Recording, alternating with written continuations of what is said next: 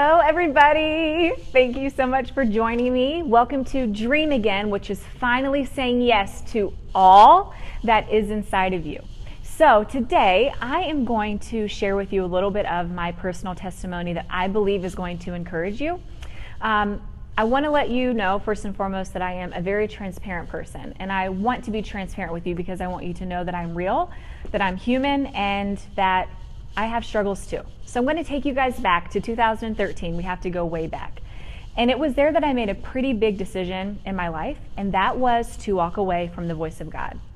Now, the reason why I did that was because in my life, I had always been pretty much a woman of faith. I really took my faith seriously, but I got tired because issues in my marriage, issues with friendships, issues with family members, I mean, you name it, it seemed like I always had to be the one to take the road less traveled, to be the one to forgive in spite of, to be the one to love in spite of, to be the one to take responsibility for things and to do things. And honestly, I just got tired. So I said, you know what? If I want joy and if I want happiness, then I'm going to take that into my own hands because God is taking way too long, and I'm going to do whatever it is that I feel like doing. And that's what I did, okay? That summer, I did a little bit of good and I did a whole lot of bad. And to be completely honest with you, some of those things were stepping into an addiction. Some of those things were allowing myself to be wooed by men other than my husband. I mean, these things that I was doing was completely against who I truly was. And it's funny because when I was out trying to find this pleasure and out trying to find all of this joy, I could never really completely get it because I could still hear the voice of God saying, Tishonna, it is time to get yourself together. I love you. You have to come back to me. You have to trust me. And so that summer, of course, which when we make decisions in our own right, it's what this leads to. I was tired, I was exhausted, and I was just ready to surrender to the Lord. But I struggled because I didn't really know how to do that. So fortunately, my marriage counselor at the time had invited me to a women's conference.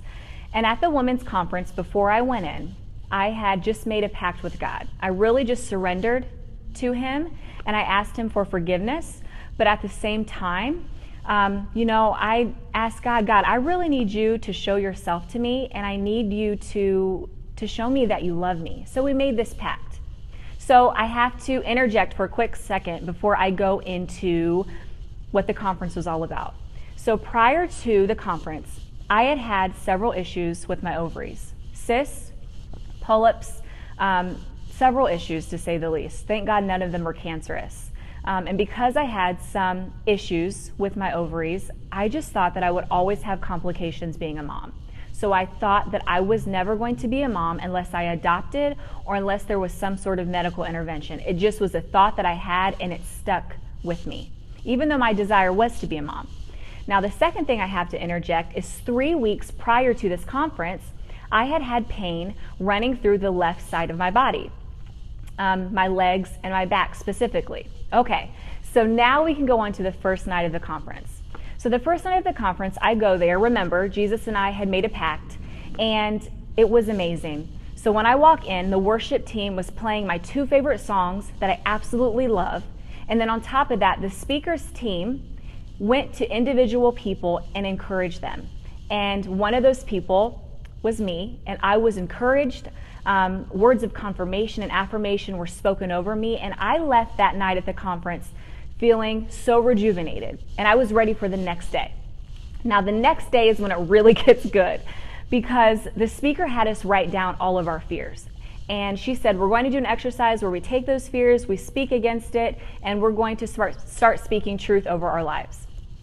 So the first thing that I wrote down was the fact that I was never going to be a mother. And honestly, I was surprised by that because there were other things that were a little more pressing that I thought would be on the top of my list. But I guess subconsciously that was just something that I was heavily dealing with. So we do the whole exercise. And before she sits down, she says, I want to do something a little bit different, and I'm going to call out some of the things that you might have written on your piece of paper. If you have those things on your piece of paper, then I want you to raise your hand and we're going to have people pray for you. So all of that went on for a good 30 minutes, and she sits down. Well, actually, before she sits down, she says this. She says, I just have to ask this one thing before I sit down. She says, is anyone dealing with any areas of conception, having a child, any areas with those type of, body parts that might be related to conception? She's like, if you're having any of those issues, I want you to raise your hand. You guys, okay, I knew I had to raise my hand because she was talking directly to me. She was about to sit down and then came back up to say that very thing. So I raised my hand immediately. So all of a sudden, all these women start crowding around me, and the speaker's mom says, okay, what's going on? So I tell her the entire situation, what happened, but she interjects me. She interrupts me and she says, wait a second. She's like, can I ask you a question? I was like, okay, yeah, sure. I'm in the middle of talking to you about these issues. She's like, do you have leg or back pain? Now, you guys, I did not tell anybody about this pain, okay? She completely called it out. So I said, well, yes. I said, for the last few weeks, I have had leg pain and back pain, and it's really been affecting me. She's like, you know what we're going to do? She's like, we're going to pray that this pain goes away. And after we pray that this pain goes away, she looked me dead in the face and she said, and you're going to have a baby. So, let me tell you this. When I stood up after that prayer, the pain was immediately gone, okay? Not only that, but 2 months later, I find out that I am pregnant with my son. This is such a powerful testimony for me, and I really wanted to encourage you because there was such a time that I dug that desire so deep in the ground. I did not believe that it would happen for myself. And a lot of times we can try to resurrect things, or we can try to think of things that we want to do, and sometimes it's really easy for us to get out of that hole and believe in them again. But being a mom was not something that I believed would happen for me. But God's grace was so good that He saw that dream way deep in the ground, and He said, even though you're not going to acknowledge it, I'm going to acknowledge it. And He allowed it to come to pass. I wanted to share that with you just to encourage you. And I pray that you are ready to take the bold steps to walk out your purpose and your dreams with me, because it's a scary thing to think about. It's totally new territory. But I want you to know that it's possible, because we each hold a purpose and we each have a destiny and a legacy that we have to let out. And, when I thought about that name, Dream Again, I'm just like, okay, God, you know what? There's so many things called Dream Again. It just sounds too common. But when I looked up the definition of again, there were 3 things that were so powerful. The first definition is to do it over. So not only does God want to pursue your dreams, for you to pursue your dreams, but He wants you to know that you can do it over again. Another definition is to go back to the previous state. So not only does God want to do something amazing in your life, but He says, you know what? If you were once happy, if you were once secure, if you were once whole, I want to bring you back to that place.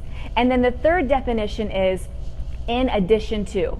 So not only does He want to do things over again, not only does He want to bring you back to that place of wholeness, but He wants to do something greater in you. So I know that when you're starting to think about your dreams, it can be a little weighty. And so what we're going to do is, the challenge for this week is to get a notebook, okay? And I want you to write down every single desire, every single thing that you want to do in your life. Now, I wrote down my desires, and it was 10 pages long, and it took me a week to do. So I want you guys to take time to do this. And as you write, it's going to almost seem as if things are impossible. It seems bigger than you. But when you do that, and when you think that, just say, you know what? Again. When you think that this isn't going to go the way that you desire it to go because you're writing all these things down and it's scaring you, I want you to say the word again, because God did it for millions of people. He brought forth destiny, He brought forth dreams and purpose in millions of people already who are living the life. And He wants to do that again in you. But you have to write it down, and you have to believe it for yourself, because that's where it starts. So I want you to believe with me, and I want you to dream again. So thank you guys so much for joining me. See you next week. Bye.